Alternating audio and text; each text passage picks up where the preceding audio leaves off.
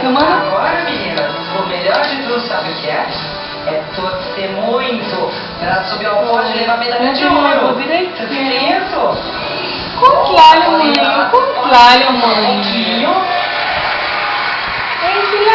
Bom, daqui a pouquinho, todas as nossas atrações que foram aprovadas no quadro de baixo do chuveiro voltam aqui pro palco para aí sim descobrirmos quem são os três mais votados, quem teve a maior votação. Pega, depois pega, pega. Terceiro lugar, medalha de bronze, leva o prêmio de R$1.000. Segundo lugar, medalha de prata, R$2.000.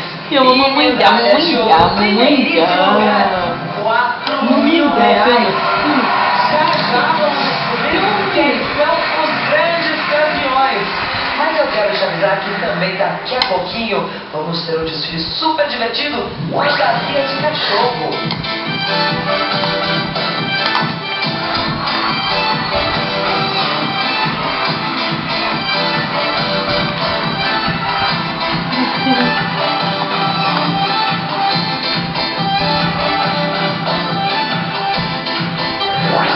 As crianças que foram aprovadas no quadro de baixo do chuveiro já estão de volta aqui no palco. Parabéns a todas elas.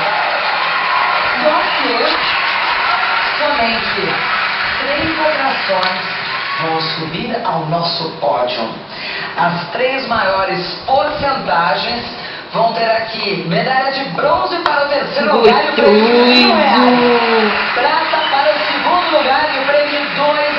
Ele tá mais grossinho do que os outros, tá bem marrom, ele tá pegando direitinho.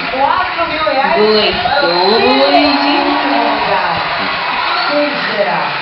E o Pepe tá de bigode! Mas, vamos comentando as nossas crianças que estão